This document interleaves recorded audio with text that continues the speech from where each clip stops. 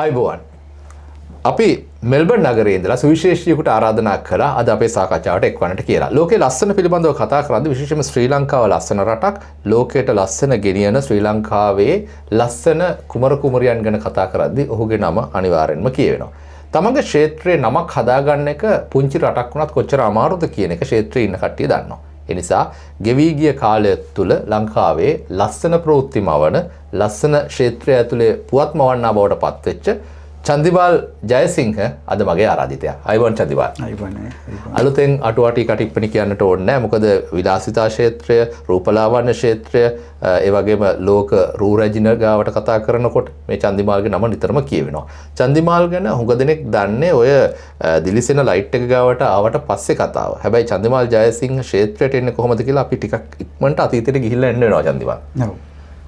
මම ක්ෂේත්‍රයට එන්නේ ගොඩක් අහම්බයක් විදිහට. මම ජීවිතේ අර අනිත් අය වගේ කරන්න පුළුවන් හැමදේම කරා. හැමදේම සමහර දේවල් හරි ගියා, සමහර දේවල් වැරදුනා. ඉතින් අහම්බෙන් වගේ මම රූපලාවන්‍ය ක්ෂේත්‍රය තෝරගන්නවා. එතකොට 2008 වගේ මම ඉස්කෝලෙන් අයින් වෙලා ගම්පලාතපද මම පිටකොට්ටේ වැද්ද ගන්න. ඉතින් මම ගෙදර මගේ කාමරේ තමයි මගේ සැලෝන් එක මුලින් පටන් ගන්නේ. මගේ ඇඳේ මම දුක කියනවා නෙමෙයි. ඉතින් මම එහෙම පටන් අරගෙන මට සිරස ඩාන්සිං ස්ටාර් හරහා මම ආටිස්ලා ගොඩක් අඳුර ගන්නවා. එයා එතනේ මේකප් ආටිස්ට් කෙනෙක් විදිහට, ඒ කියන්නේ පූර්ණ කාලිව නෙවෙයි, මම තාවකාලික මේ ප්‍රෝග්‍රෑම් එක ඇතුලේ වැඩ කරනවා. ඉතින් ඒකෙන් මම ලංකාවේ ආටිස්ලා කියන අය ගොඩක් අඳුර ගන්නවා. රෝසි සේනානායක මැතිණිය ඇතුළු මම හිතන ලංකාවේ ගොඩක් ආටිස්ලා, ඒක මට ලොකු ආලෝකයක් වුණා.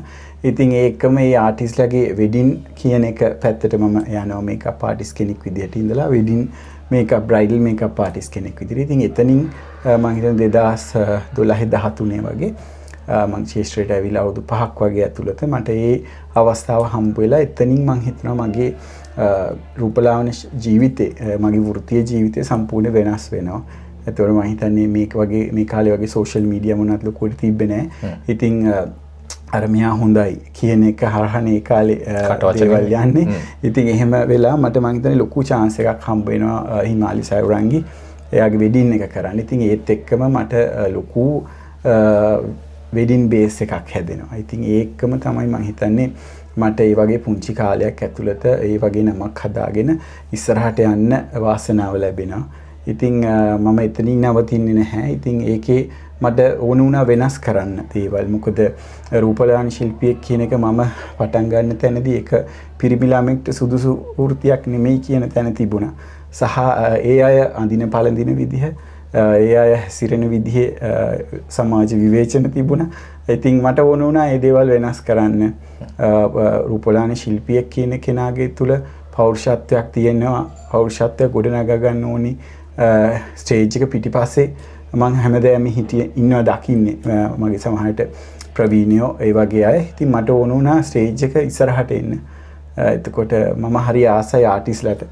ඒ ආටිස්ට් වැලියු එක කොහොමද මට ගන්න කියන එක මට ලොකු ආසාවක් තිබුණා. ඉතින් අන්න ඒ දේවල් එක තමයි මම ජීවිතේ ප්ලෑන් කරේ හැමදේම. කොහොමද මම අඳින දේ වුණත් වෙනස් විදිහකට කරන්නේ, කොහොමද මම අඳින විදිය කොහොමද වෙනස් කරන්නේ, මම වෘත්තිය ඇතුලේ විශේෂ කෙනෙක් වෙන්නේ කොහොමද, ජනප්‍රිය වෙන්නේ කොහොමද, නමක් හදාගන්නේ කොහොමද කියන හැමදේම මට සපුර ගන්න පුළුවන් වුණා. මේ වෙලේ ලංකාවේ ඉන්න හැම කලාකරුවෙක්ට මම ස්තුතිවන්ත වෙනවා. මොකද ඒක මට ඉක්මන් වුණා.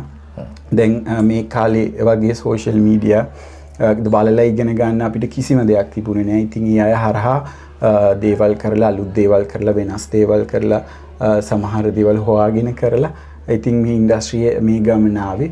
ඉතින් හරි සතුටුයි මට ජීවිතේ මම ලොකු උගත් නැති වුණත් මට මේ ක්ෂේත්‍රය ඇතුලේ යන්න පුළුවන් උපරිම දුර මට ඕන දේ හොයාගෙන යන්න පුළුවන් වුණා.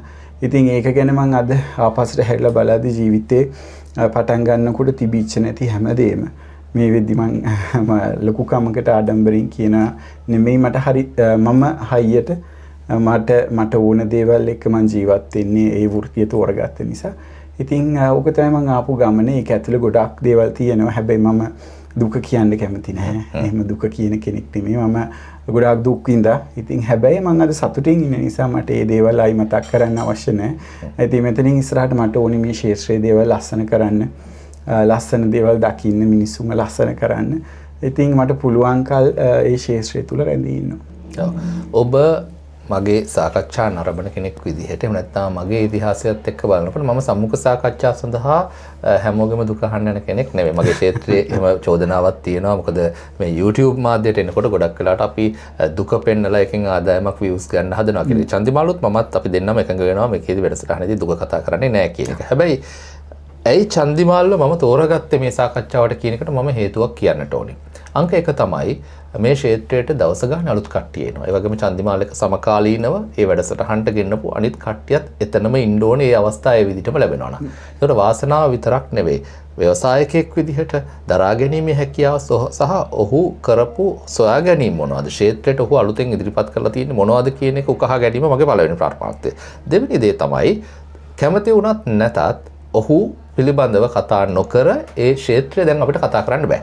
ඒක නිසා ලංකාවේ රූපලාවන්‍ය ක්ෂේත්‍රය එහෙම නැත්නම් විශේෂයෙන්ම මේ රැජිනන් බිහි කිරීමේ කර්මාන්තය විශේෂයෙන්ම ලංකාවට ආදායම උපදවන්නා වූ මේ කර්මාන්තයක් බවට පත් කරන්න පුළුවන් සංචාරක කර්මාන්තයට ඒ වගේ ලෝක ආකර්ෂණය දිනාගෙන රටක් බවට පත් කරන්න පුළුවන් තීරණාත්මක මන්සන්දියකට අපි දැන් ලං වෙමින් ඉන්නවා.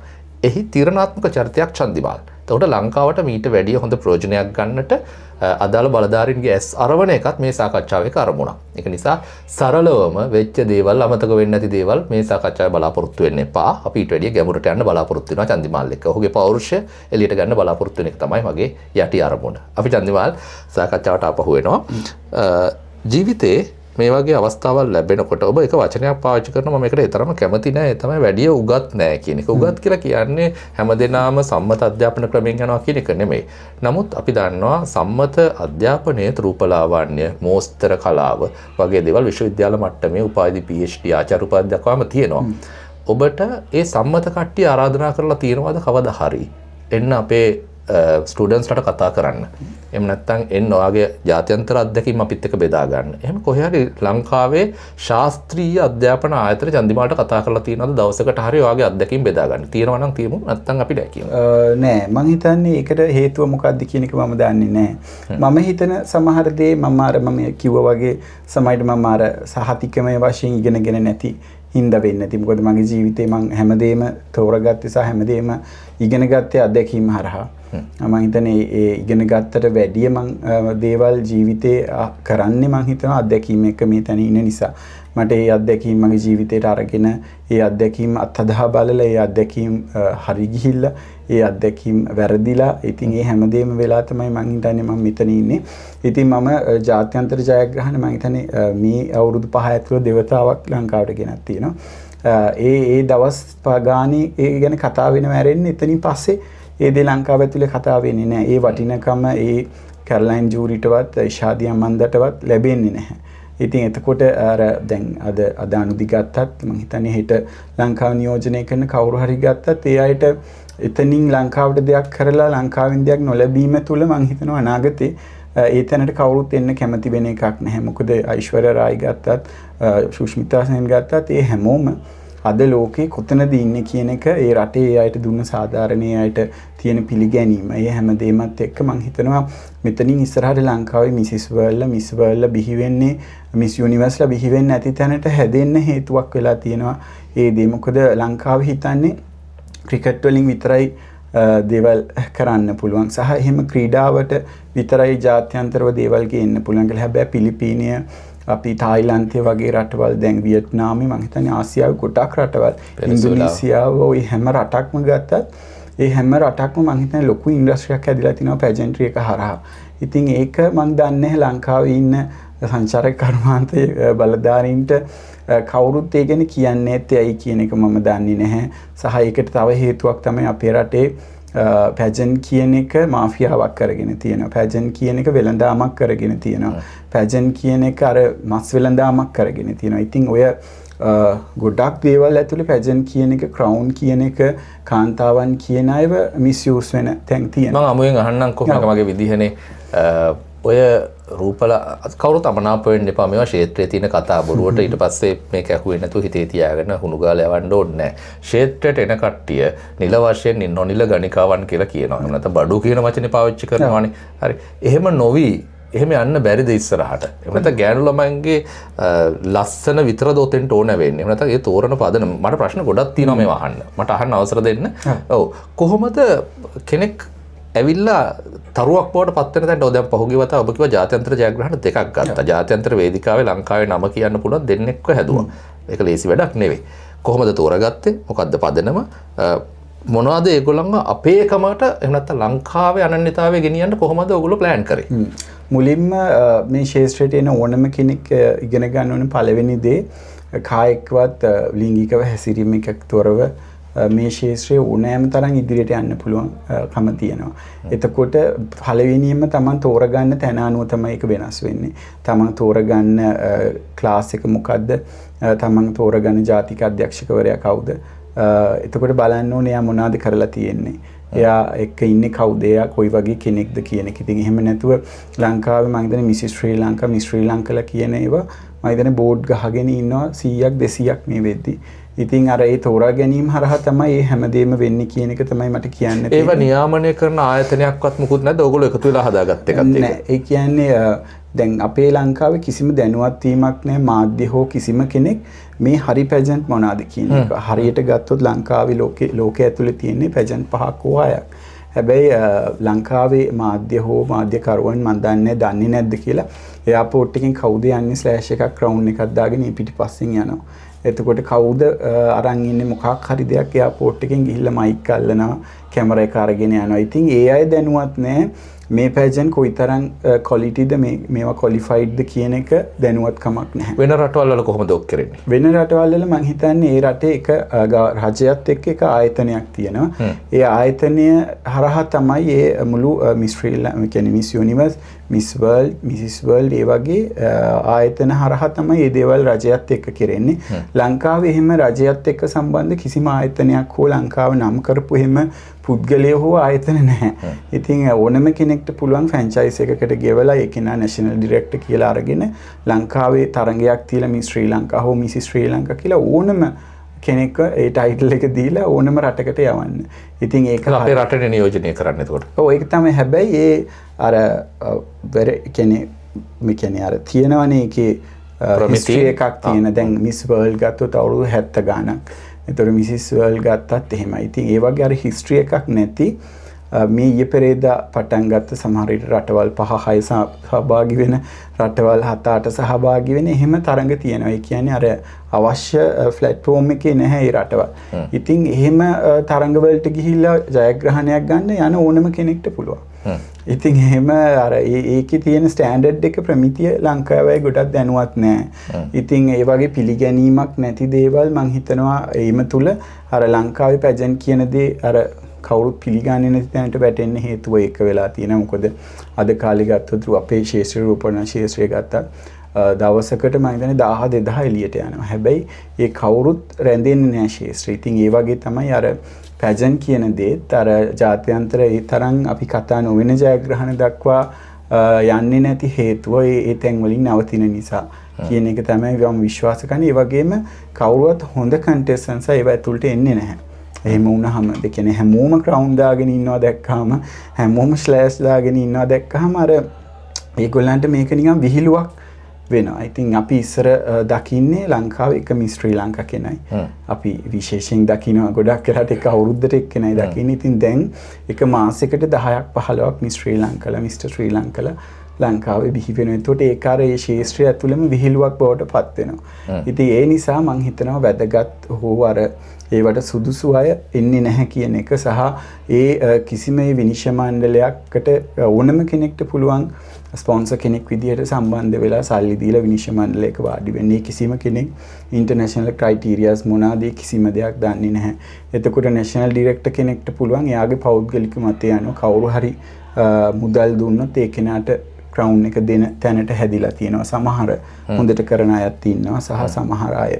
ඉතින් ඒ හරහා අර මේ පැජන් කියන ශාස්ත්‍රය අර විහිළුවක් බවට පහුගිය කාලේ පත් වුණා. ඉතින් ඒක නිසා මට ඕනුනේ ඒක පොඩ්ඩක් වෙනස් කරන්න ඕනේ. සහ අපි දන්නවා කවුරු හරි ඇත්තට දිනලාම මේක සමාජයේ කතා වෙන විදිය සමාජයට දැනෙන විදිය වෙනයි. ඉතින් නැත්තම් ඕනම කෙනෙක්ට පුළුවන් ගිහිල්ලා සමහර පිට රටවල් වල තියෙන ඩොලර් 2013 දුන්නා මේ රටේ ටයිටල් එක ගන්න පුළුවන්. ඉතින් එහෙම අරගෙනත් ලංකාවට එනවා. ඉතින් එතකොට අර අපි ලොකු බරක් දාලා කරන ගේන දේවල් අර හැල්ලුවට ලක් වෙනවා වගේ දේවල් සිද්ධ වෙනවා. ඉතින් අර ඕනම ශාස්ත්‍රයක ඒක තියෙනවා.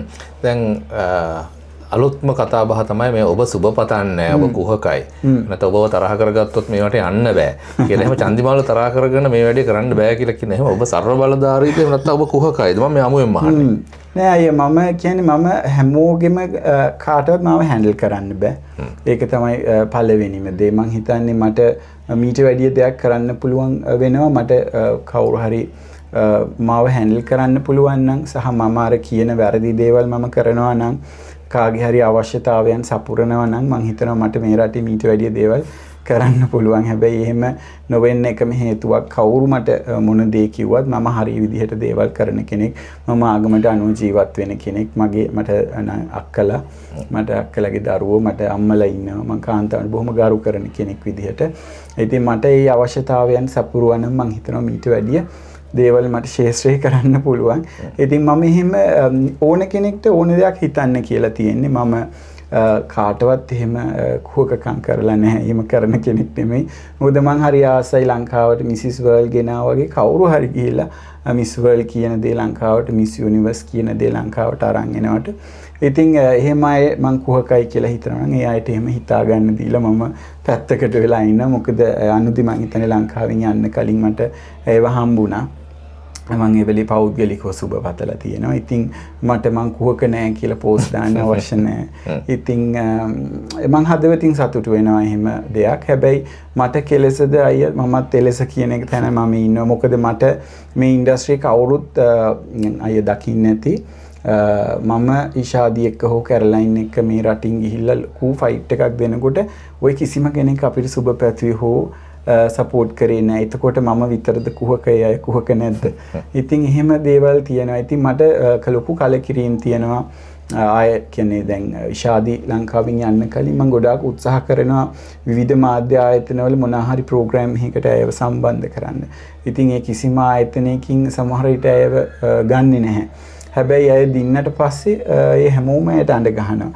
එතකොට මම ඇයට කවදාකවත් යන්න එපා කියලා නෑ. මම එහෙම නවත්තලා නැහැ. මං හරි ආසයි මගේ බ්‍රෑන්ඩ් එකක් හරි මගේ කෙනෙක් කොයි හරි ෆ්ලැට්ෆෝම් එකක ගිහිල්ලා ලස්සනට දකින්න එයාගේ දේවල් අචීව් කරගන්නවට මං හරි ආස කෙනෙක්.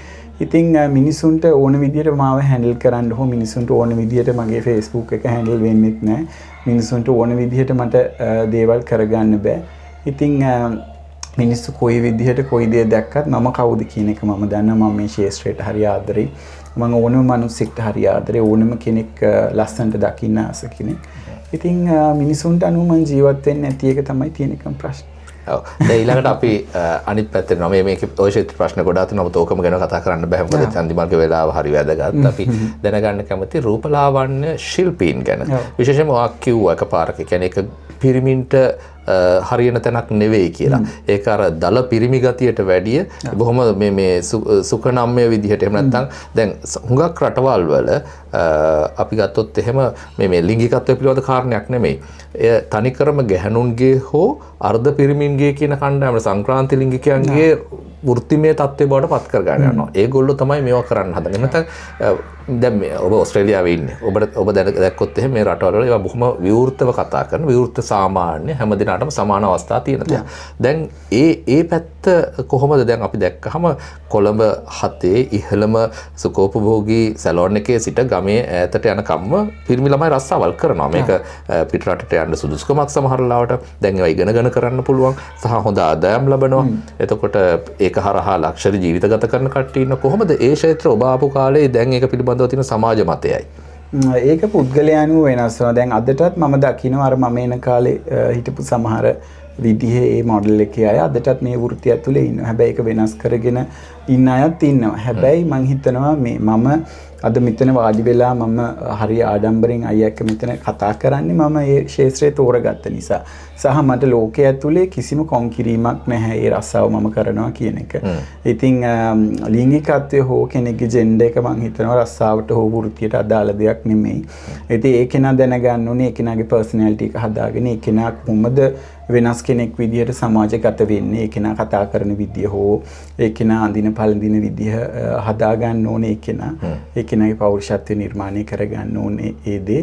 ඉතින් මමත් අර මම මේ ශේෂ්ත්‍රයට එද්දි දැකපු සමහර දේවල් ඉතින් මම කොච්චර මේ පෞරුෂත්වයෙන් හිටියත් අර අකුරු 4 නම මටත් කියන එක මම ඕන තරම් මට ඇහෙන දෙයක් සහ මගේ කමෙන්ට් සෙක්ෂන්ස් වලට ගියත් ඕක තියෙන දෙයක්. ඉතින් මම මේ දේවල් වලට කවදාකවත් සැලෙන්නේ නැහැ. මොකද මගේ ජෙන්ඩර් එක මොකක්ද කියලා මම දන්නවා සහ මගේ ලිංගිකත්වය මොකක්ද කියන එක මම දන්නවා. ඒක පෞද්ගලික දෙයක්. මම හිතන්නේ හොඳටම ඇති. ඉතින් මගේ දෙමෝපියෝට ගෞරවයෙන් මම ජීවත් වෙන කෙනෙක්. ඉතින් ඒ නිසා අර අපේ සමහර අය හිතනවා මේ කාන්තාවන්ට හරුණම් මේ වෘත්තිය පිරිමි අයට හරියන දෙයක් නෙමෙයි කියන එක. හැබැයි ඒකට මම හිතනවා හැරිස් අංකල්ගේ ඉඳලා ඒ හැමෝම බොහොම වැදගත් විදියට මේ වෘත්තිය කරන අය ඉන්නවා. ඉතින් මට අනුව නම් මේක වෛද්‍ය වෘත්තියට පස්සේ කෙනෙක් බෝඩ් එකක් හෝ කෙනෙක් හොයාගෙන ඇවිල්ලා හම්බ වෙලා මේ තරම් ලොකු වෘත්තියක් මම හිතනවා එතනින් පස්සේ මම දකින්නේ. මොකද කෙනෙක්ව ලස්සන කරන්න හැමෝටම බෑ. ඉතින් ඒ නිසා මම හරි ආඩම්බරයි මගේ වෘත්තිය ගැන. මේක තෝරගත් එක ගැන මම සමහරවිට වෙන වෘත්තියක් කරන්න මම අට පහ ජොබ් එකක් කරලා අනුන්ට Tamanට දේවල් ලැබුණේ නැහැ කියලා අනුන්ට ඊර්ෂ්‍යා කරන තැන මටත් ඉන්න තිබුණා. ඉතින් අර හැමෝම හිතනවා රූපලාවන්‍ය වෘත්තිය කියන්නේ කාන්තාවන්ට විතරක් සුදුසු වෘත්තියක් කියන එක. ඉතින් මම ඒක එහෙම නෑ කියන එක මම හිතනවා මම පෞද්ගලිකව මගේ ජීවිතේ මම ඔප්පු කරලා තියෙනවා. ඉතින් මම හිතනවා ඒ හරහා මොටිවේෂන් වෙච්ච ගොඩාක් රූපලාවන්‍ය ශිල්පී මේ වෙදි බොහොම ලස්සනට බොහොම වෘත්තීය ජීවිතයේ ඇතුලේ වටිනාකම් මේගොල්ලෝ ජීවිතයට එකතු කරගෙන හොඳ ජීවිත ගත කරනවා. ඉතින් හරි සතුටුයි මට එහෙම අගය කිරීම ලැබිලා තියෙනවා කියන්නේ මගේ පස්සේ එන රූපලාවන්‍ය ශිල්පීන්ගෙන්. ඉතින් ගොඩක් අය මාව ෆලෝ කරනවා. ඉතින් මම හරි සතුටුයි ඒ ගැන. ඉතින් මම හිතනවා මෙතනින් ඉස්සරහට මේ වෘත්තිය තෝරගන්න ගොඩක් අයට ඒක හොඳ ආදර්ශයක් වෙයි කියලා. චන්දිමාල් රූපලාවන්‍ය ක්ෂේත්‍රයේ කට්ටිය අපි දකිනවා රූපවාහිනී තිරවලට එහෙම ඇවිල්ලා වෛද්‍ය ක්ෂේත්‍රයේ කටයුතු කරන්න පටන් ගන්න දේවල්. එමෙතන සුදුසුකම් නැති අය ක්ෂේත්‍රයට එන එක පරිපාලනය කරන්න ඕගොල්ලන්ට එකමුතුවක් නැද්ද? මොකද ජීවිතත් එක්ක නෙමෙයි සෙල්ලම් කරන්නේ. යම් කිසි දෙයක් වුණාම මූණවල් දෙක තුනක් නැහැ. ඊට පස්සේ අපි දන්නවා ප්‍රවීණ ශිල්පීන්ගේ ජීවිත පව නැති වුණා වැරදි ආලේපන එහෙම නැත්නම් වැරදි රසායන ද්‍රව්‍ය පාවිච්චි කරලා. ඒතර මේ අයට එහෙම නැත්නම් පුහුණු පාඨමාලාවක් ලබා දෙන්න. හරි දැන්ට කොයි විදියෙන් හරි ක්ෂේත්‍රයට ආපු කෙනෙක් ක්ෂේත්‍රයට ආපු විදියවා කිව්වා. එතකොට හදිසිය හරි කියන දේවල් ඇවිල්ලා මහ ජනතාවට දැන් සෝෂල් මීඩියා තියෙන හින්දා තවත් ඉක්මනට කියනවා. සුදු වෙන්න පුළුවන් ඒවා කියනවා. හැම පැහැ වෙනස් කරන්න පුළුවන් දේවල් කියලා. මේවා කියන්නේ මොන පදනමෙන්ද? මිනිස්සුගේ ජීවිතේ නෙමෙයි. මොකද්ද අපිට කරන්න පුළුවන් මේකට? ඒකට මම හිතන්නේ දැන් වෙලා තියෙන්නේ අර ගායකයෝ රංගපානවා වගේ නළුවෝ සින්දු කියනවා වගේ මේ ශේෂ්ත්‍රයේත් ඉන්නවා කතා කරන්න පුළුවන් අය පිරිසක් ඉන්නවා. එතකොට ඒගොල්ලෝ කරන්නේ කාගේ හරි කම්පැනි එකකින් යම් මුදලක් අරගෙන ඒක ගැන ඇවිල්ලා කතා කරන සමහරට ඒ ප්‍රොඩක්ට් හෝ ඒ කිසිම දෙයක් පාවිච්චි කරන්නේත් නැහැ. ඉතින් අර මම කිව්වා වගේ වෘත්තිය ඇතුලේ ඉන්නවා මහන්සි වෙලා වැඩ කරන පිරිස. මම පෞද්ගලිකව මම මේ වෙනකන් කිසිම බ්‍රෑන්ඩ් එකක් වෙනුවෙන් හෝ මම රූපවාහිනී ආයතනවල හෝ මම එහෙම පෙනී ඉඳලා හෝ කතා කරලා නැහැ. ඉතින් අර මම කියනවා වගේ වැඩ කියන්නේ අර සද්ද විතරක් තියෙන සමහරු ඉන්නවා. තමන්ගේ රූපය ප්‍රයෝජනයට ගනිමින් යම් සම්බන්ධතා හරහා බ්‍රෑන්ඩ් ඇම්බැසිඩර්ස්ලා විදිහට ඒගොල්ලෝ ප්‍රවර්ධනය කරනවා යම් ක්‍රියාලේපන වර්ග ඒ හැම දෙයක්ම. ඉතින් ඒවට මම හිතනවා මේ ශාස්ත්‍රයේ කිසිම දෙයකට මම දන්නේ නියාමනයක් තියනවාද කියන එක මම දන්නේ නැහැ. නැති නිසා තමයි මම හිතන්නේ හැමෝම මේ හිඩස ඇතුලේ මම දන්න මගේ ටෙලිවිෂන් අත්දැකීම් අනුව නීති රීති තියෙනවා. විශේෂයෙන්ම ලංකාවේ 50 තියෙනවා. නමුත් ඒවා පිළිබඳව දඬුවම ක්‍රියාත්මක වෙන්නේ නැති නිසා විශේෂයෙන්ම ඖෂධ වගේ දේවල් නාමකරණයට ලක් කරන්න සම්මතයන් සදාචාරයන් සහ නීති තියෙනවා. ඔය තුනම තියෙද්දිත් ඔය පට්ටම යනවා. මම හිතන්නේ ආයතන වලට මුදල් අපේක්ෂාවෙන් කරද්දී වැටත් නිරත් ගොයම් කරනවා නම් ශිල්පීන්ට විතර මුකුත් කියන්න බෑ තමයි. නමුත් නරඹන අයට චන්දිමාගේ කියන ප්‍රකාශය වැදගත්. මොකද Taman පාවිච්චි නොකරන දෙයක් තව කෙනෙකුට කියද්දී ඒක ගැන පරිස්සම් වෙන්න අන්ධ විශ්වාසයෙන් පාවිච්චි කරන්න එපා කියන එක තමයි මම හිතන්නේ කියන්න වෙන්නේ. වෙන්නේ. අපි ඉක්මනට යනවා වෙන ක්ෂේත්‍රයකට වෙඩින්ග්ස්. හුඟක් අමාරුවෙන් ලොකු මහත් කරපු දරුවන් ඔබට තමයි බාර දෙන්නේ ක්ෂේත්‍රයේ හුඟ දෙනෙක්. මොකද වෙඩින් එකක් කරනවා නම් මෙන්න මේ මට්ටමේ තමයි තියෙන්න ඕනේ කියලා. මොකද්ද අනිත් අයගේ ඔබේ තියෙන ඔය වෙනස? හැමෝම අන්දනවා හැමෝම වෙනස් කරනවා කියලා කියනවා. ඇයි චන්දිමාල්ගේ වෙලාවක් ගන්න ඔච්චර අමාරු? එහෙම නැත්නම් ලංකාවේ මම අහලා තියෙන හැටියට වැඩිම අය කිරීමක් කරන ශිල්පියත් ඔබ. ඒක මම හිතන්නේ මම මගේ ජීවිතේ මම කියන්නේ මම මැගසින් වල ඇඩ් දාන කෙනෙක් නෙමෙයි.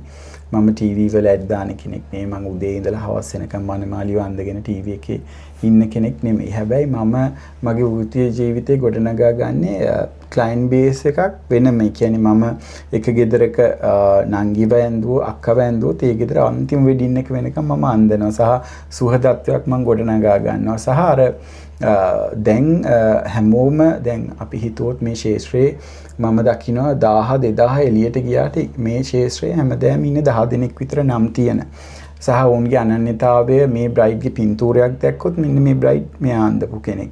ඒ අනන්‍යතාවය ගොඩනගා ගන්නවා කියන එක හරි ලේසි දෙයක් නෙමෙයි.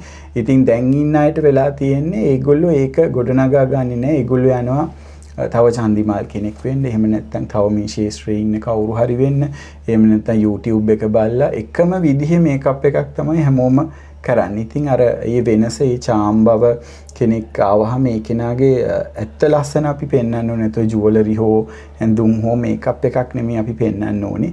ඉතින් අන්න ඒ වෙනස මම හිතනවා මම ලංකාවට අරගෙන ආවා. මේ ශේෂ්ත්‍රය ඇතුලේ වෙනසක් කරා, ජුවලරි වලින් ගත්තත් එතකොට අනිත් අර ටිපිකල් මනමාලියෙක් කියනකට වැඩි එහා ගිය දෙයක් මම කරා. එතකොට ඒ හරහා මම හිතන්නේ අර බේස් එකක් හැදුනා. බොහොම චාම් හරි අර මනමාලි කියන කෙනා පේන අර මම කිව්වා වගේ අර සක්කර වට්ටම් නැතුව.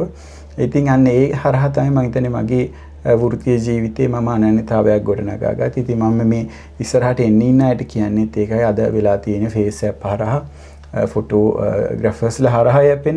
එහෙම වුණාම වෙන්නේ ඒ සමහරට ඒ ෆොටෝග්‍රැෆර්ස් නැති කාලෙක ඒ ඇප් කියන දේ මිනිස්සු අඳුරගත්ත කාලෙක ඒ ඇත්ත කියන දේ එළියට එනවා. එතකොට ඒ කෙනාට පැවැත්මක් නැහැ. ඉතින් මම අවුරුදු 23ක් මේ ශේෂ්ත්‍රයේ ඉන්න ප්‍රධානම හේතුව මම හිතන්නේ ඒ ඇත්ත කියන දේ.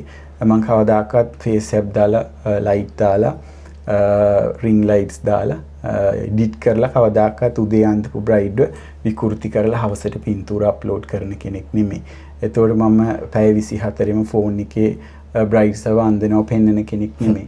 එතකොට TikTok වගේ සමාජ මාධ්‍ය ඇතුලේ තියෙන ෆේස් ඇප් වලින් මම කිසිම ප්‍රයෝජනයක් ගන්න කෙනෙක් නෙමෙයි. මම ඇත්ත මනමාලියෙක් ඒ සමාජගත කරලා ඒ වෙඩින් එක ඇතුලේ ඉන්න අයට පෙන්නලා ඇත්ත ලස්සන. ඒ මම හිතන්නේ ඇත්ත නිසා තමයි මම අද මෙතන ඉන්නේ.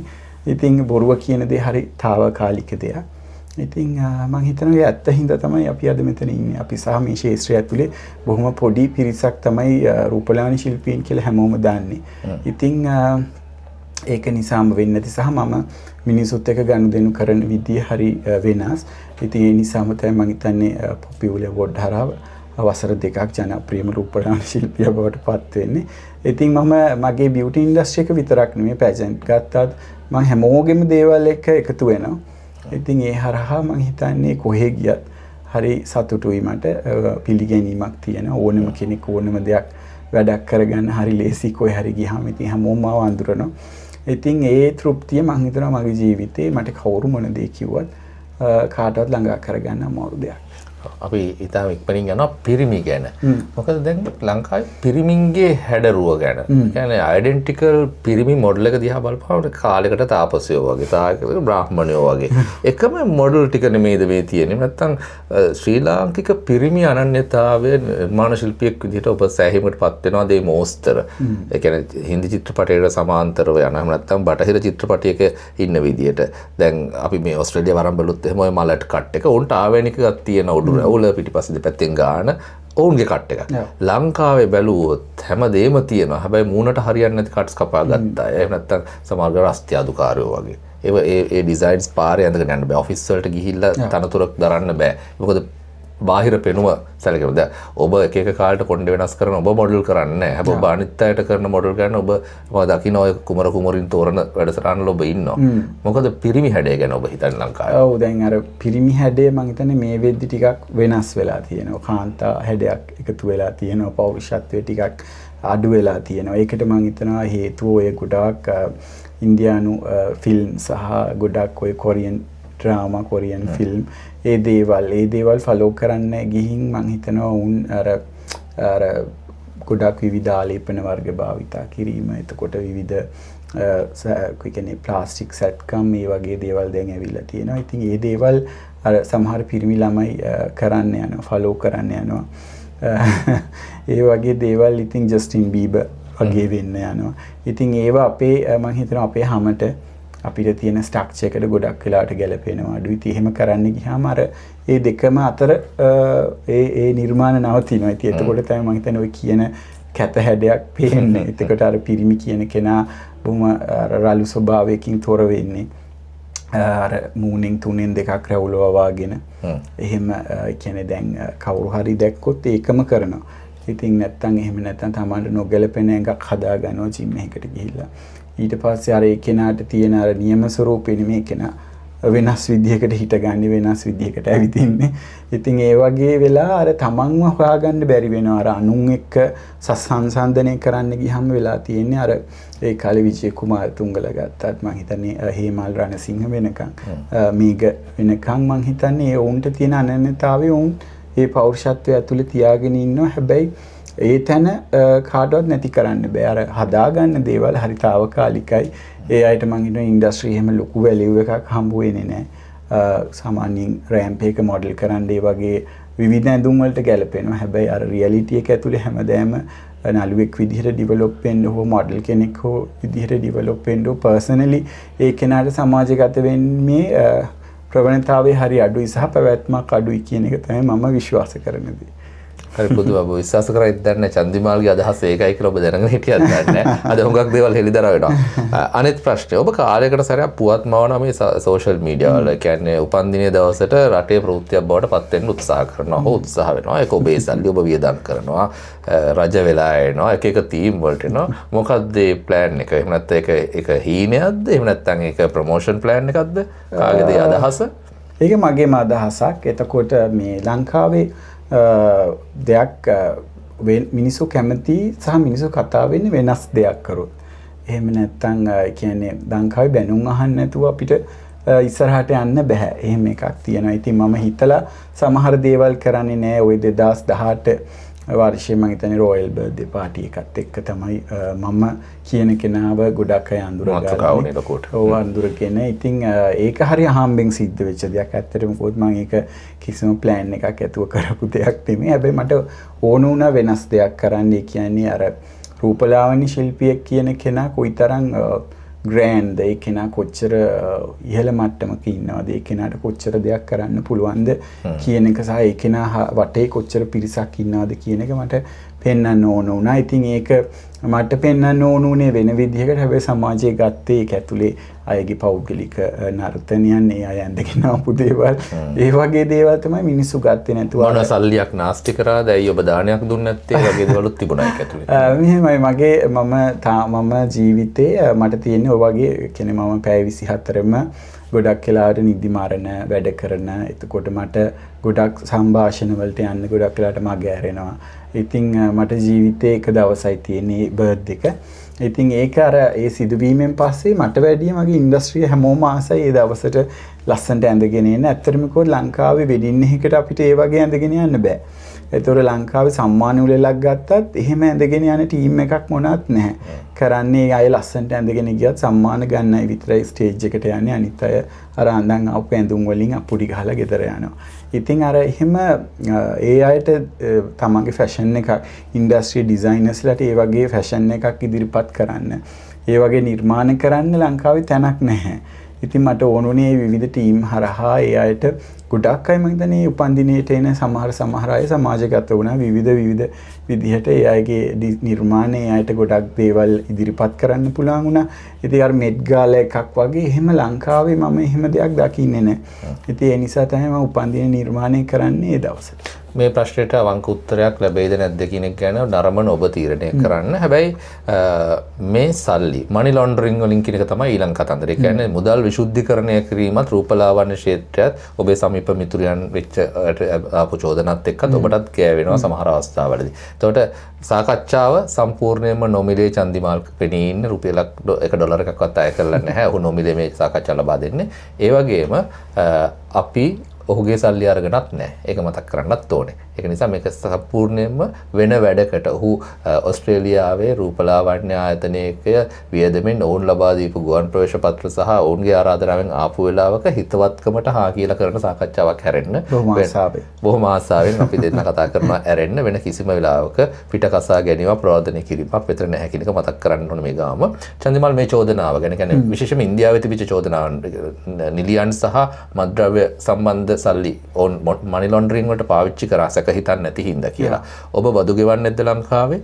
ඔබ ගත්ත ආදායම් සහ වියදම් කරන දේවල් සම්බන්ධව විගණනයක් කරලා තියෙනවද? එහෙම නැත්නම් කාගවත් සල්ලි නෙමෙයි නම් ඔබට එහෙම වියදම් කිරීමේ විරුද්ධත්වයක් නැහැ. මේ සල්ලිත් එක්ක යන ගමනේදී මොකද මේක සල්ලි උතුරන ඉන්ඩස්ට්‍රි එකක් කියලා කියන්නේ.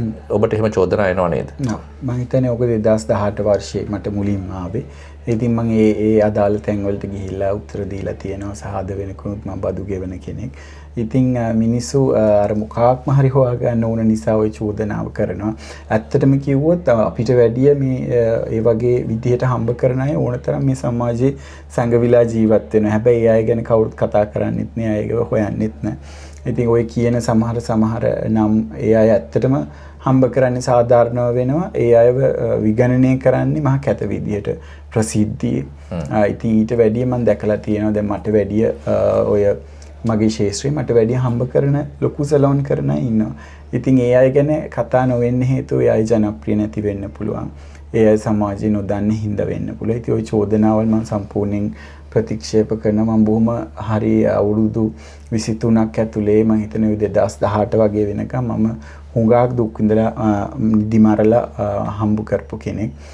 උදේ මම හිතන්නේ පාන්දර 12ට විතර වැඩ පටන් ගත්තාම අපි උදේ 7 විතර වෙනකම් වැඩ කරනවා. ඉතින් ඒ කාලේ නිදියන් ඉන්න අය තමයි නැගිටලා උදේට අපිට ඒ විදිහට කමෙන්ට් කරන්න බනින්නේ. ඉතින් තරුණෙක් විදිහට මට ඕනකම තිබුණේ මට තේරෙන කාලේ ඉඳලා මේ ජීවිතේ මේ වයසට එද්දි මට වාහනේ ඕනේ, මට ගෙදරක් ඕනේ, මට මේ සැප සම්පත් ඕනේ කියන එක මගේ හිතේ තිබුණ දෙයක්. ඉතින් ඒ දේවල් හැබෑ කරගන්න ඕනේ. මොකද එතකොට අර මම කියන කුහකත්වයේ පිරිකෙනෙක් ලෝකෙට බිහි වෙන්නේ නැහැ. තමන්ගේ වයසක් තියෙන ඒ වයසට එද්දි තමන්ට අවශ්‍ය දේවල් ජීවිතේ සපුර ගන්න ඕනේ. තමන් දැන් මම මේ වයසට එද්දි මගේ ජීවිතේ මං යන්න ඕන හැමතැනම ගිහින් දැන් අද මට තියෙන්නේ ට්‍රැවල් කරන්න තියෙන ආසාව. එතනින් එහා මට සල්ලි හොයන්න දැන් ආසාවක් එහෙම ලොකුවට නැහැ.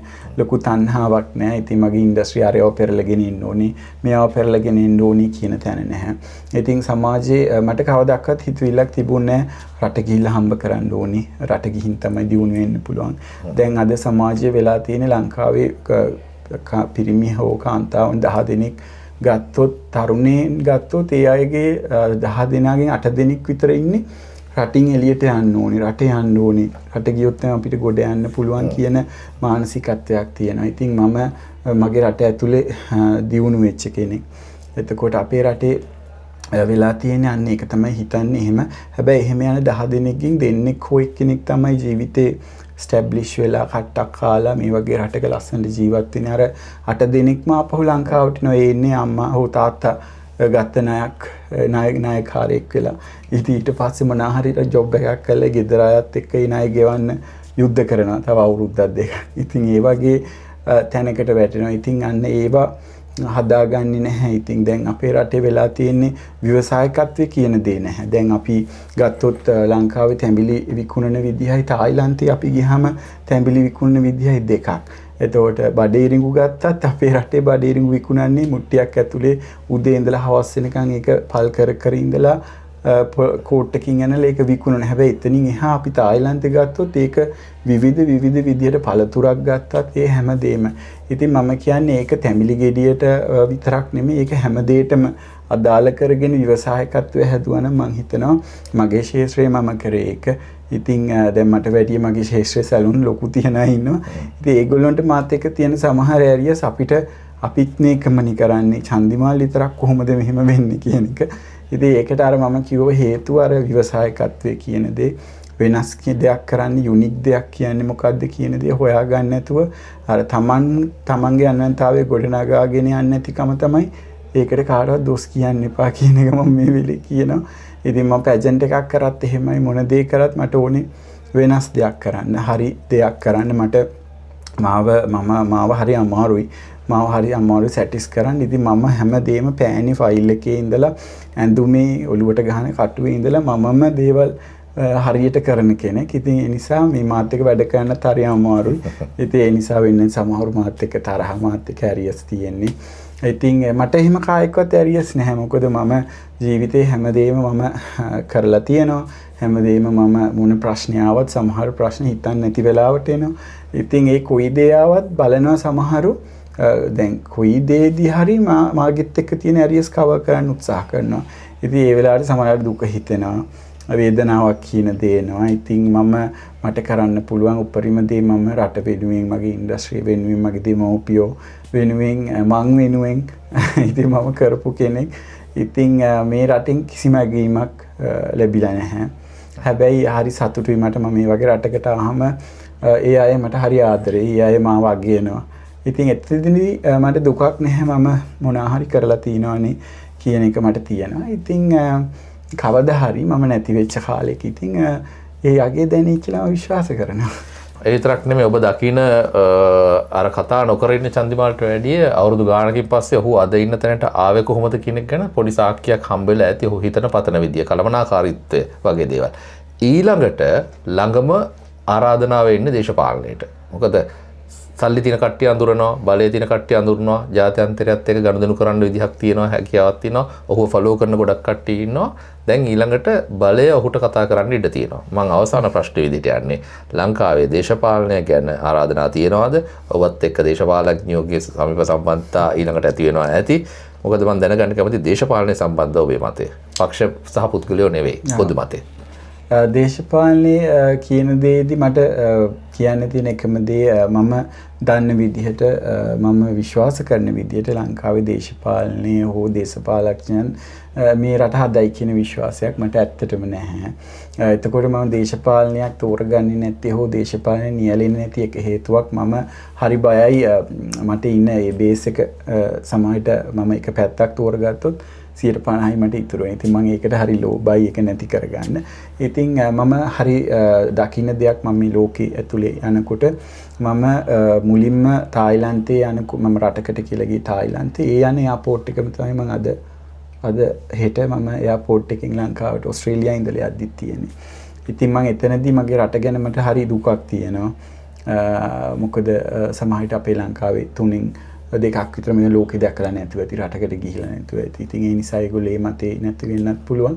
ඉතින් මම දකින්න දේ කවුරු ආවත් අපි හිතනවා හෙට මේ දේ හරියයි, අනිද්දාට මේ දේ හරියයි, මේ කෙනාම මේ දේ හරියයි කියන එක. ඉතින් ඒක කොතැනදීවත් හරියන්නේ නැහැ කියන එක මම දකිනවා. මොකද ශාදී මේ පැජන්ට් එක ගත්තත් අපි යම් දෙයක් ක්‍රියාවලියක් කරගන්න ගියාම කැරලයින් දිනනකොට තිබ්බ අපහසුතාවයම තමයි තියෙන්නේ. ඒක දේශපාලනින් හෝ කිසිම ක්‍රියාවලියකින් නිවැරදි වෙලා නැහැ. ඉතින් ඒ නිසා මම දේශපාලනය කියන දේ මම දැන් තෝරමට ආරාධනාව වුණ තරම් ලැබිලා තියෙනවා. මම දේශපාලඥයෝ ආශ්‍රය කරනවා. හැබැයි ආශ්‍රය කරන්නේ යාළුවෝ විදිහට නැතුව කිසිම දේශපාලනයෙන් මම පෑනක්වත් මේ විදිහ අරගෙන නැහැ. කිසිම ලියු කිල්ලක්වත් හෝ කිසිම වාසියක් මම දේශපාලනයෙන් අරගෙන නැහැ. ඉතින් මං හිතන්නේ නැහැ ලංකාව දේශපාලනයෙන් කවදාවත් හැදෙයි කියන එක මං විශ්වාස කරන්නේ. ඒකට දේශපාලන නායකයන්ට විතරක් මම දොස් කියන්නේ නැහැ. ඒ අතරමැද තියෙන යාන්ත්‍රණය කවදාවත් මං හිතනවා උන්ගේ දේශපාලනය කරනවා මේ මැද ඉන්න පිරිස. ඉතින් ඒ නිසා මං හිතනවා එතනින් උඩ හෝ එතනින් යට ඉන්න අයට රට එතනින් පන්නලා අරන් එන්න අමාරුයි කියන දේ මම විශ්වාස කරනවා. සාකච්ඡාව මූලික වශයෙන් ඉවරයි. ඔබ හේට් කරන රසිකයන්ට මොකද සෝෂල් මීඩියා වල ඉන්නවනේ ලව් ඇන්ඩ් හේට් ආදරයක් එක්ක විරෝධතාවයක් එක්කනේ ගත කරන්නේ. මම දැනගන්න කැමති ඔබව ඇහැට පේන්න බෑ. මෙන් හරි කුහකයි. ඔය හොර සල්ලි. නැත්තම් ඔය ඉන්ඩස්ට්‍රි එක අල්ලගෙන ඉන්නේ. අයගේ මාෆියා එකත්. ඔය වගේ චෝදනා ගොඩාක් තියෙනවා. ඒවා ඔක්කොම එක එකට උත්තර දෙන්න බෑ. හැබැයි උත්තර දෙන්න නැති හින්දා පොදුවේ ඔවුන්ටත් වචනයක් කියන්න අවස්ථාවක් තියෙනවා. මම මෙහෙම කියනවා මුලින්ම කියන්නේ මම කවුද කියලා දන්නේ මම විඳපු ජීවිතේ දුක් වේදනාවල් දන්නේ මම. ඉතින් එළියේ ඉන්න කවුරුත් ඒ දේවල් දකින්නේ. මට බොහොම පොඩි සර්කල් එකක් තියෙන්නේ. ඒක ඇතුලේ මගේ අම්මා අක්කා ඒ වගේ මට ඉන්ඩස්ට්‍රි ඇතුලේ ඇත්තටම කොහොත් යාළුවෝ හරි අඩුයි. එතකොට මගේ ජීවිතේට වෙච්ච දේවල් මම වැරදි කරලා නැතුව වැරදිකාරයෝ වෙච්ච වැරදිකාරයෙක් වෙලා තියෙනවා සමහර තැන්වල. එතකොට මං ගැන වැරදි විවේචන තියෙනවා. මං දන්නේ මං කොහොමද නිවැරදි කරන්න ඕනේ කියන එක. ඉතින් සමහර අයට මං හොඳ මිනිස්සෙක් වෙනකොට සමහර අයට මං වැරදි කෙනෙක් වෙන්න පුළුවන්. සමහර විට වෙන රටක මම මේ දේවල් කරන්න මං හිතනවා මට මීට වැඩිය දේවල් සමාජයෙන් හම්බ වෙලා ඇති. ඉතින් අගය කිරීම බොහොම අඩුයි. ඉතින් ඒත් මම තරුණයෙක් විදියට මාව අදටත් විශ්වාස කරනවා. මට කරන්න පුළුවන් දේවල් මම කරනවා. ඉතින් මම හැමදාම කියන්නේ මම කවදාකවත් මාව විවේචනය කරන අයට දොස් කියන්නේ නැහැ. මොකද මම ඉන්න තැනට ඒ කවුරුත් ඒ අයගේ සමහරට ඒ අය උනන්දු නොවන නිසා එන්න බැරි වුණාම සමහරට මමත් එහෙම නොකරන මට බයින අයගේ තැන සමහරට ඉන්න පුළුවන්. ඒ නිසා මම ඒ කාටවත් දොස් කියන්නේ නැහැ.